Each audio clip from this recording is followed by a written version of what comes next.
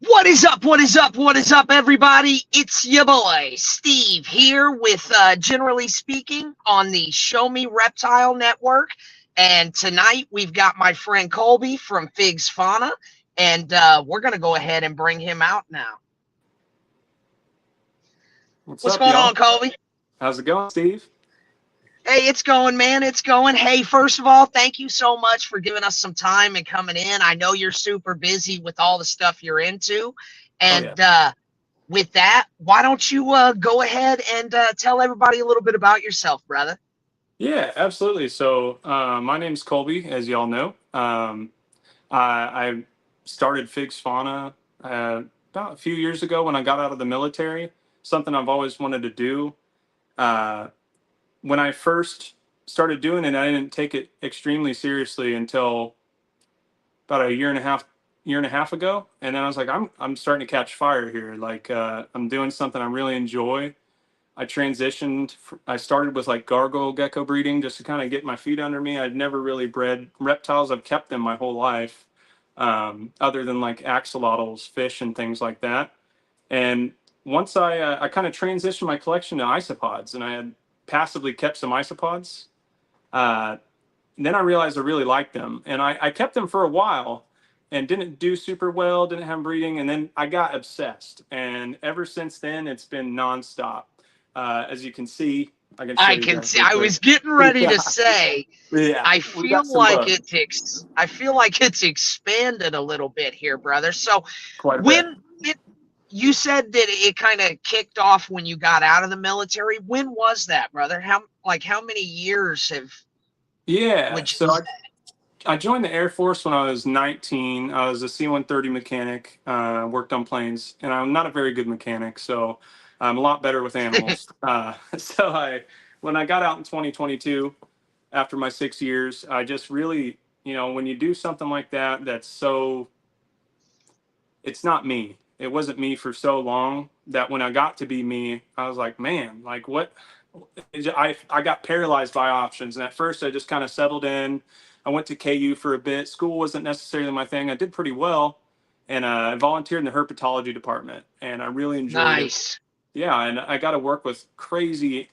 Granted, they're wet specimens, but I mean, I got to hold a fruit-eating monitor that was discovered by a KU person, and I got to meet a lot of the herpetologists there. And then I springboarded. I was struggling with school and working and everything else, and I was like, what do I want to do? And I'll just breed some geckos for some side money. I like making content. I would switch phones and I lose all my old pictures. So I really started my social media to kind of start tracking so I could look back myself, and see where I came from. And for a long time, it felt pretty stagnant. And I was just doing it for me, so it didn't really bother me. And then all of a sudden, I had a few viral videos here or there, and then people started recognizing me. I did one little show I believe, yeah, my first show was a cold-blooded little 6-foot booth. I don't even think I brought a tablecloth at first. Um, just had some isopods that I was working with, and humble beginnings from there. Now it's absolutely out of hand. you And know. I can't remember. I met you at a show. I Mhm. know that. And Yeah. I feel like you had isopods when I met you. I've known you for a couple Yeah. years Yeah. now. I can't remember. Do you remember where we met at? You know where I know where we met. I used to work at Pet World when I first got out while I was going Well, to school. I oh, think you started coming to the store, and I remember my girlfriend was explaining who you were because I had seen your content here, there, um, and your page and everything, and I wasn't sure really 100% what you did, and then got to meet you in person and ran into Exotic Pets when I started working there, and then I started running you shows, and next thing you know, we're in the same world. that's Yeah, that's right. yeah. That's right, dude. I went out of my way to go to that exotic pets or to Mm-hmm. the pet world. Mm-hmm. uh, I would go out there on my lunch break to see the animals and stuff, see the Oh yeah. tortoises and things like that. Man, Oh yeah. that's right. That's right. That is where I met you. Yeah. So, and then I started seeing you popping up at shows. I Yes, saw sir. you at a show, as a matter of fact, not too long ago, a couple months back, Mm-hmm. and you had quite a spread. Right. So you've told everybody a little bit about the bugs. What types of stuff are you into that you bring to the shows, and what kind of stuff can people kind of expect to see from you? So I appreciate that question, Steve. That one, that one's kind of hard. I'm hard to pin down, and I'm not trying to be Right? mysterious and things, but I don't want to look like a garage sale with my show. But man, I love everything. I love birds. I even keep chickens and parrots, and I love bugs. I mean, especially crocodilians. Monitor lizards are a huge one. I have a tegu that I'm absolutely in love with. I even love exotic mammals. We have sugar gliders. I do I'm starting to change focus as I'm kind of shutting down for the end of the year to kind of change focus to really go 75% bugs. We'll have our own personal pets, but I don't know that we need to breed everything we own, you know. Um, Sure. Yeah. and then I really started thinking about the crocodilians because I was helping a friend out and we brought him to a show, and my girlfriend was like, absolutely not, you know, and I was like, yeah, of course not. And then I kind of fell in love with him over the show. Of course not, Yeah. honey. Yeah, and honestly, at the end of the day, what really convinced me was all the kids, man. Like we had the gators out. So many times these kids are like, "This is my first time ever seeing an alligator, ever touching an alligator, being around one." Like they were Kansas Sure. kids, you know, Missouri kids, and so when I got that reaction, I was like, you know, I might not plan on breeding these things, but this is a hell of an ambassador animal, and I'm able to educate about it. And we all grew up watching Steve Irwin, you know, so it was instilled in me pretty early, and I've always wanted like a dwarf caiman, which I do now finally own. And it's like nothing else. Working with, and I get a similar feeling working with tegus, monitors, things like that. And what's cool is working at those few pet stores is I got to kind of see what I liked and what I didn't. Because you don't need to own everything, you know. Sometimes just working with it's enough for me.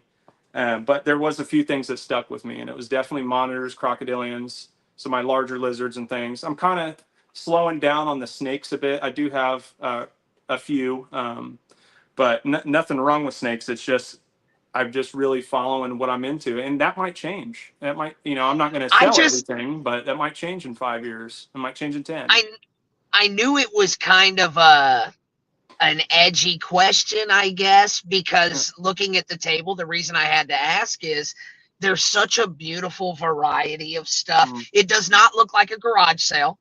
Thank you. I know that when you walk up to when we walk up to certain tables and you see mismatch of animals and things, Mm. that's not what I see when I walk up to your Right. table. But I liked being able to see, oh, look over here, we have some lizards, there's a few snakes here, you know. And like you said, Mm. just bringing a lot to the table. And I wasn't sure if that was all stuff that like you were personally breeding, Yeah. or you know how that stuff came to be. I tell you what, I got another question for you. Okay. Why Figg's Fauna? You know, that's kind of funny what's because what's behind that, brother? yeah, so it was kind of like a way to separate myself from the business itself, which is odd because you'd think I'd introduce myself as Figg because that was my nickname in high school. So Okay, okay. yeah, so it was kind of a way to keep not like anonymous because it's pretty hard to be anonymous in this community, and I don't really, you know, I like the attention sometimes, but uh, Sure, you know sure. who doesn't. But as far as like I don't know, it rolled off the tongue. A buddy designed a logo. I'm actually reworking it with a tattoo artist right now because we're just making a lot of changes and we want to show the direction we're going. And then it came to me that making oddities commodities really, like, I was like, oh, there we go, there it is. Like I was so sick of the gatekeeping, and I'm not trying to crash the market. I don't want to come in and like breed Sure. something crazy rare and then be like, here's $100 for this $2,000 animal. That's not what I want to do at all. Um, but I was so sick of like stuff being held up and just reserved and hoarded, and the community really wanted access to a lot of these animals and isopods and bugs, and they breed well. You know, there's no reason to put such a massive paywall behind experiencing nature, in my opinion. So the making Sure. oddities commodities really, once I that came up in my head, and then I started doing that from then on. Well, You know. And the people, in my opinion, the people that are getting a lot of your isopod stuff and Mm, things like that, a lot of those enclosures are decked out, mm, bioactive, just right, like really, really right. great enrichment for Mm, the animals. mm. So like there's absolutely a place for these cleanup crew for Oh real. yeah. I'm hoping we kind of touched base on this a little bit before. You had mentioned that there was some things that you were kind of downsizing so you could focus in different areas, and I'm doing the exact same thing. Hmm. And Colby, I think a lot of what that is, it's almost our growth and evolution. Right. I love ball pythons. I still breed ball pythons and things Hmm. like that, but I'm wanting to push myself a little bit more, do something a little bit different. Yeah. So we've got a few things that are going to be rotating and changing in the next year or two as well, and I'm excited for it. Yeah. uh, a little bit more of the passion stuff. Right. Now, is that kind of what your thought process was with some of the things that you were talking about, kind of maybe not getting away from, but stepping down just a little Yeah. bit? It's just, yeah, I was like, as much as I love to go everywhere, you can't breed everything. When you got hundreds of animals eating different kinds of food, that can be difficult, and some are very specialized prey items. And I just, I I feel like it's not fair, and I think it's something we need to ask ourselves a lot more as hobbyists. And I noticed it in my friends before I noticed it in myself, because it's so much easier to judge other people. But I was going, they're really getting a lot of stuff. And I'm not necessarily new to the hobby, but I'm still a victim to the impulse, right? And I was like, Right. I'm getting a lot of stuff, and I'm not spending as much time as I'd like working with each individual. And so I was like, let's go, let's shoot for like less quantity, a little more quality, and then bugs we can go nuts because they're bugs, and we can. It's not so hard. I got to set. It's pretty much once a week for most of them. A few of them are a little touchier. Some of the more expensive isopods. The praying mantises are pretty daily. Um, but it was something I just felt that I needed to do. And I was honestly, I think people need to admit it more. I was just overwhelmed. Like it just, and I'm new to this. I'm not used to having everything, all this massive collection. And now I'm kind of getting back to that balance, and I already feel the effects of it. And my passion is almost like doubling, if that makes That's what sense. I was going to ask you.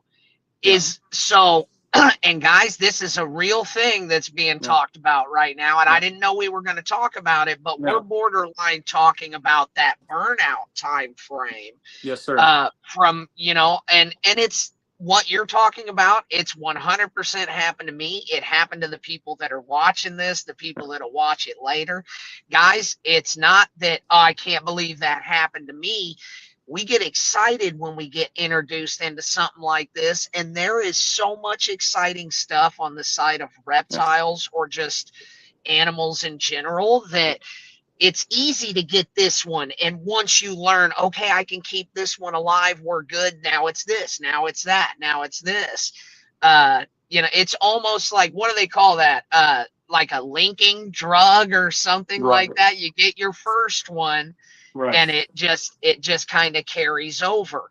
And then you get about what, 3 years, 3.5 years in, and you're looking around and you're like, man, there's 50 or 60 animals here that I'm probably not going to breed. Right. And the honesty is, when I first started, I had always told myself the amount that we can have is the amount that we can actually get out every night and handle. Right. That's We're well honestly a good past way. we're well past that at this Right. point. Yeah. And anytime you get those animals out, that's a secondary form of enrichment. Yeah. Yep. Like it really is, and it makes a difference. But I don't know. Now I'm kind of ranting. So I'll get back on track here and I'll ask you Okay. this. So we kind of talked about some of how you started, kind of some of you making a little bit of changes. Yeah. What are you thinking that you're looking to focus on moving forward? What has your passion reignited in yourself?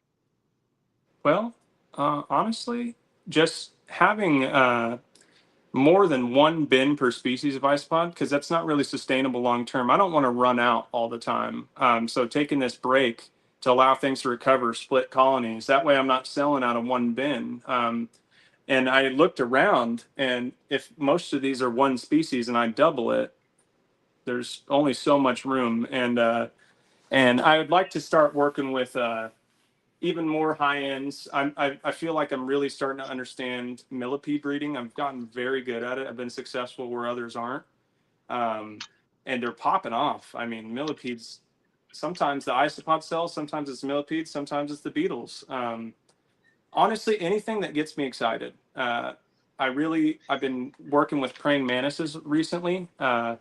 It's something I get asked if I have all the time. And I've actually approached a friend of mine to start helping me so she could take some of that load of the collection, and we can kind of business partner to offer more mantises, Sure, sure. because that's daily care for those guys. It really is. And if you got hundreds of cups of them on top of a massive collection, that's just a recipe for disaster. So let me ask you this, man. It just kind of hit me with the fact that you've worked at various exotic pet stores. Were you the invert guy, or were you just all around inside the store? Without trying to sound too cocky, honestly, I can work anywhere except saltwater because I don't have experience with saltwater. At Pet World, I could handle any zone and with confidence. Sure. And at Exotic Pets, they found out I had some more like knowledge based on fish than most of the employees, so it was just kind of natural for me to take that role. But I mean, when we got busy in inverts, I'm just as comfortable catching spiders. I'm comfortable dealing with large iguanas that want to tear you up, and Sure. all that stuff. I like I said, I love everything, and I'm not married to one set of critters, man. And it might, like I said, changes all the time. I just wasn't sure because I knew that in some of those stores they had at least shifted towards having like individualized areas. Yeah. And I already knew that you were hitting on multiple categories, but I didn't know if maybe they utilized you for that sort of stuff, or you were obviously just the journeyman. You did all of it, Yeah, you just see you see someone busy, you're not busy. I'm knowledgeable about it, and I'm gonna come up and assist, take some customers, and I get a personal pride of like, it's a lot of work walking somebody through if they've never even owned a lizard, and everybody says bearded dragons are beginner pets, right?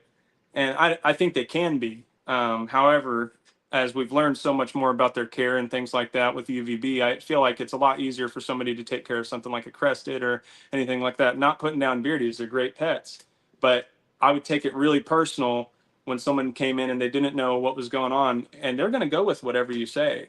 I'm not saying I'm going to lead them and upsell them or anything like that, but if you lead them the wrong way, they're going to do it wrong. And I see it. I work at a vet clinic now, and I see that happen all the time at most pet stores. Not, maybe most is a little generalized, but a lot of the chains. Well, they take the word of the person standing in front of them with their name on a T-shirt, right, as you're the professional, because clearly you're working at a location like this. So, right.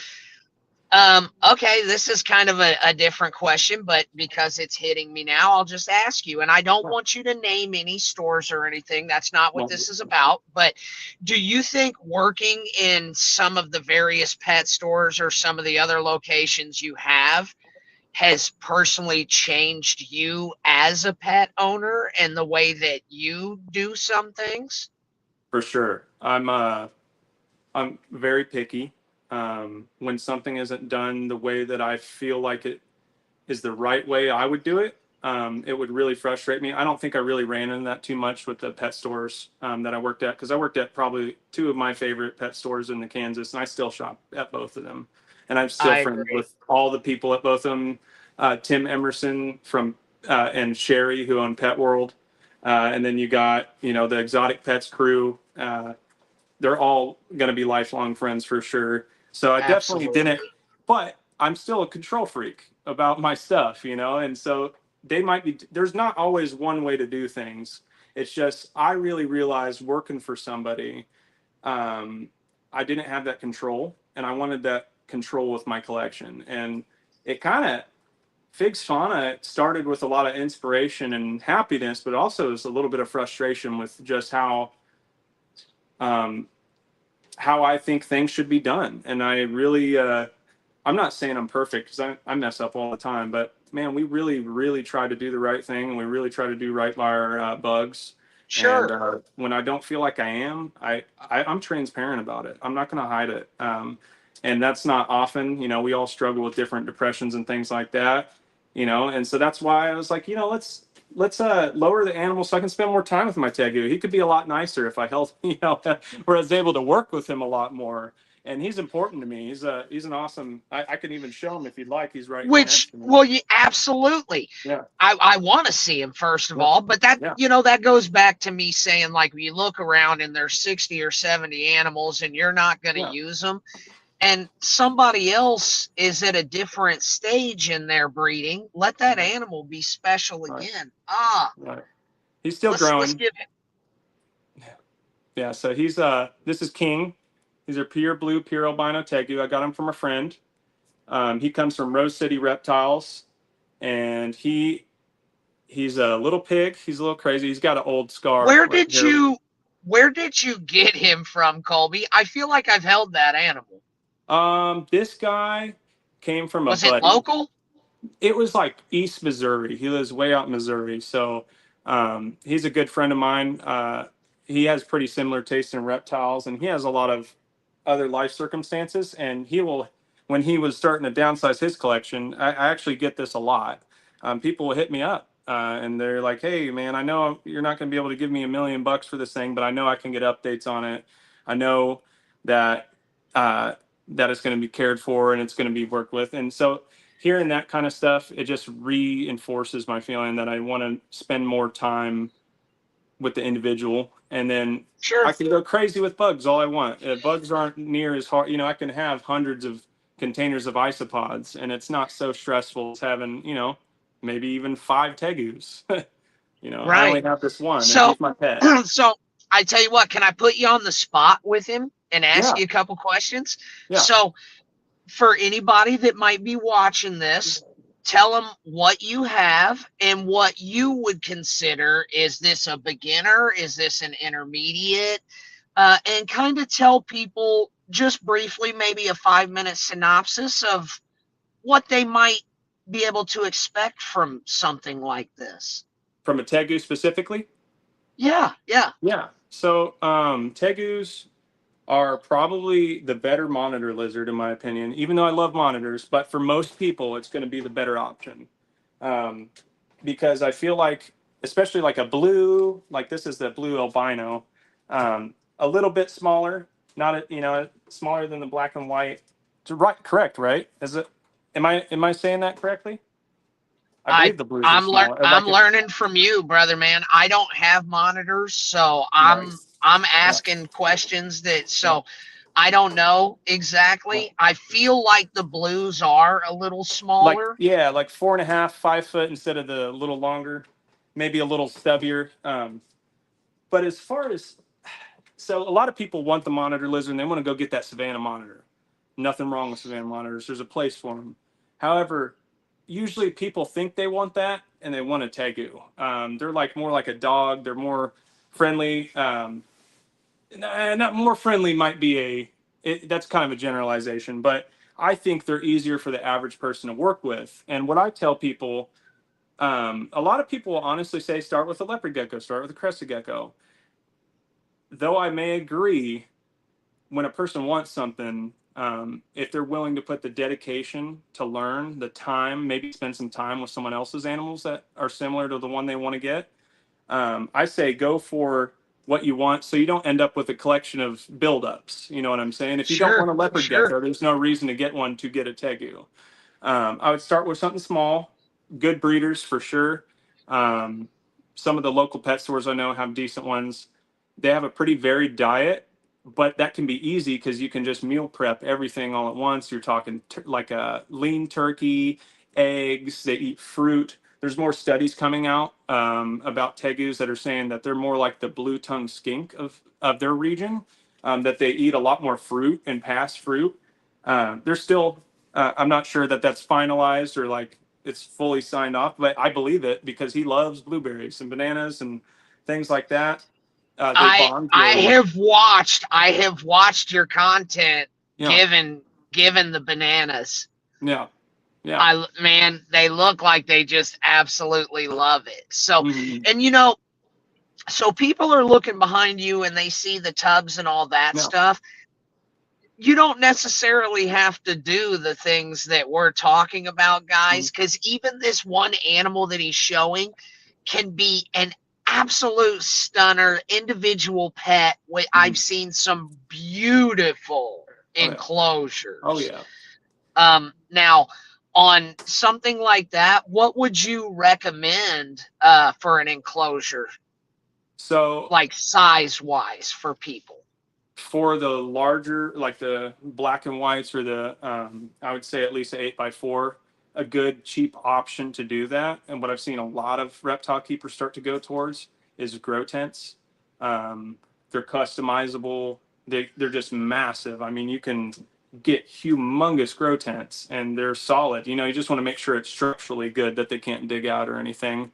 But I have One of mine in my an 8 by buddies did 2 that. Yeah, One of he's my still buddies growing. did that Oh, gotcha. Oh, the grow tents? with the grow tent, and Yeah, he had a pair of them in there, and we yeah. used to go in and sit on the floor, and Mhm. that's how we would socialize. And if they Yeah, wanted to come out, they would, and if they right. didn't, you left them alone.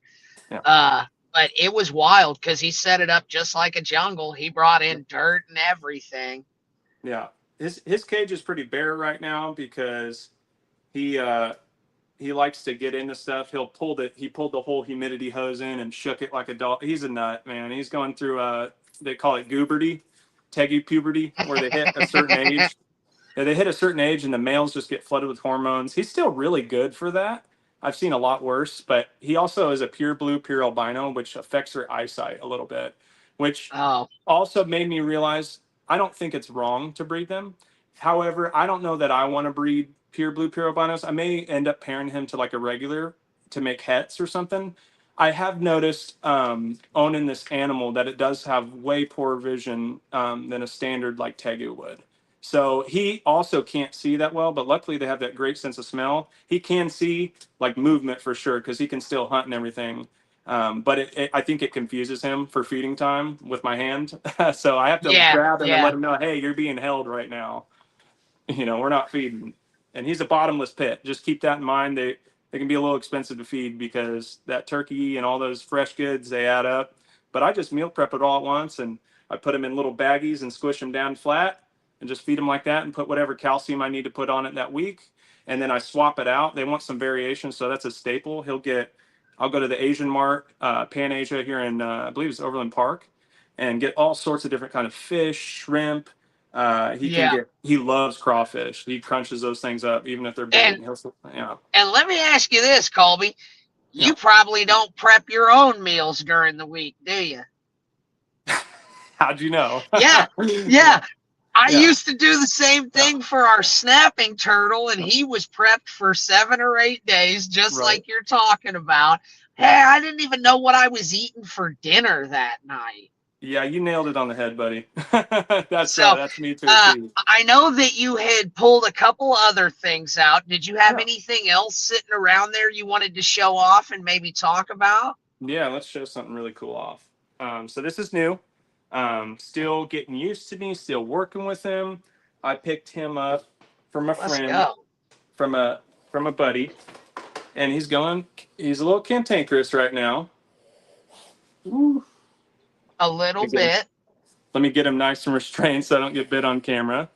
He just ate, so he may go back in the pond after this. Yesterday, he's got a belly full of mice. But this little guy is a Cuvier's dwarf caiman. So there's him. He's still a baby. I'm learning with him, and that's what's cool. I've done tons of research, of course, but it's one of those animals that. Oh, did you hear him? He's calling. There he goes. Uh-huh. Yeah. So one of those animals that you really, really want to be prepared for, just because this is a smaller crocodilian. This guy bites way harder pound for pound, in my opinion. In my opinion, than American alligators that are like double this size. So this guy hits and he hits hard. He's peeing on me too. Thanks for the live, buddy. Now, what size will you be looking at adult on something like that? So if I'm correct, and I call it a he. If it's a male, it should be on the larger end of 6 feet. If it's a female, closer to 4.5. I don't think they're the craziest, most explosive growers, but they do grow at a pretty steady rate. He's in a 300-gallon stock tank right now, so he's got tons of room. He's got a turtle roommate, an African side neck, which I might actually remove him. As much as I love them together, I think he annoys him, but they're fun to watch go together. They have completely different personalities. Yeah. So I'll just ask, because I've never had one. Do they kind of shed their teeth like a puppy does as well, or is that? From my knowledge, it's like a cap that they lose. If it's the same as an alligator. I've been watching, I don't know if you know Chris Gillette. I've been learning a lot about crocodilian handling, just following his content and talking to people within the community. So I've been mimicking how his style and how he interacts with them, how he approaches them. Granted, it's in a pond. It's a smaller guy right now, so it's not quite the same as when he's got a 10-foot gator. But it's yeah, sorry, buddy. He's talking a lot. Here, I'm gonna go set him in the pond real quick. Yeah, you're good, dude. You're good. Super cool of Colby to pull that out and show us, guys. For real, that's a really unique animal. It's been a dream animal for years for me. I mean, who didn't watch Steve Irwin and want some form of crocodilian? And why not get the smallest one? However, the smallest ones are usually the meanest. So he's actually pretty chill. That was the worst I've ever seen him, of course, because we're on live. You know how it goes. It's always gonna go like that. Oh yeah, but he'll be floating in the water. He used to hide all the time when I first got him, but he's in a quiet garage, and so he only sees me when I come in here to work. And I ignored him for a long time because I wanted him to get comfortable. Dwarf caimans can often starve themselves, or sometimes don't do good. I don't know his origins, whether he was captive bred, farm raised. It was kind of a special situation.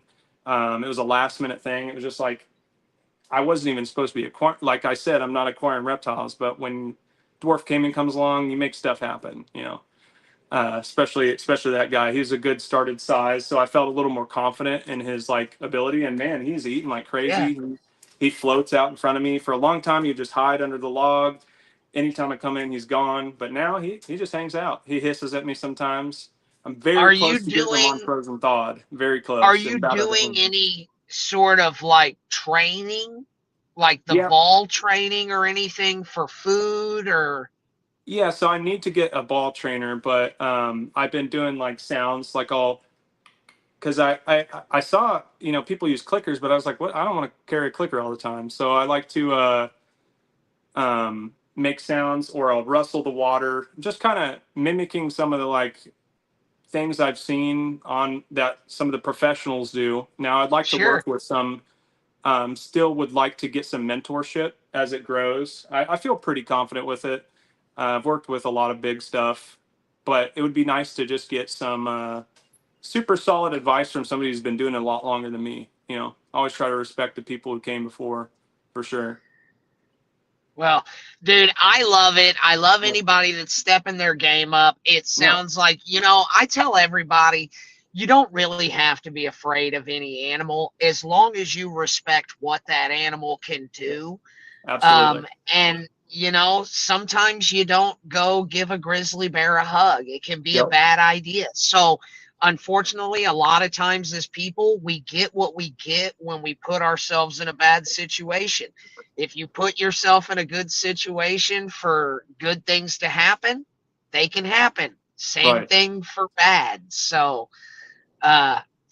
I guess I'm kind of at a wrap up here with you, brother. Was there anything else that while we're here maybe you wanted to say to anybody, or not to put you on the spot like that. I mean, I just was like, hey, say something profound. Right. But, maybe there's something I didn't ask that you wished I had.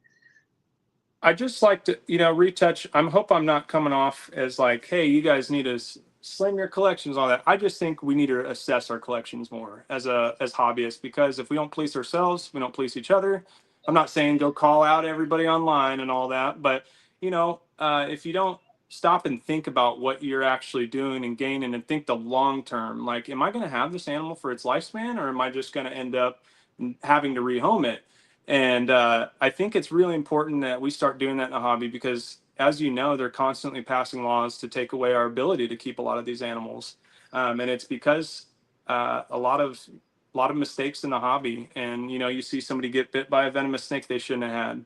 Now, it hurts the person, but it also hurts the hobby, and it hurts the other hobbyists, and it hurts the next generation. I don't want to ruin it for my kids. I want them to be able to own a dwarf caiman and enjoy it. I want them to be able to appreciate the animals I got to appreciate. And that includes calling out bad practices that, really, I'm not saying you need to go, maybe pull somebody aside. Maybe they're not aware that something's wrong with an animal they have on their table or something. But, hey, man, this one's looking a little beat up, and heck, maybe they didn't notice. We're busy people, and I don't even travel. I just go Kansas, Missouri. I can't imagine going across country all the time with just And all these animals. a lot of times, if we just communicated instead of going straight to hate, yeah, don't go for the throat. Don't do that. It moves so much. And Colby, that's why I have to say thank you for coming on here, man.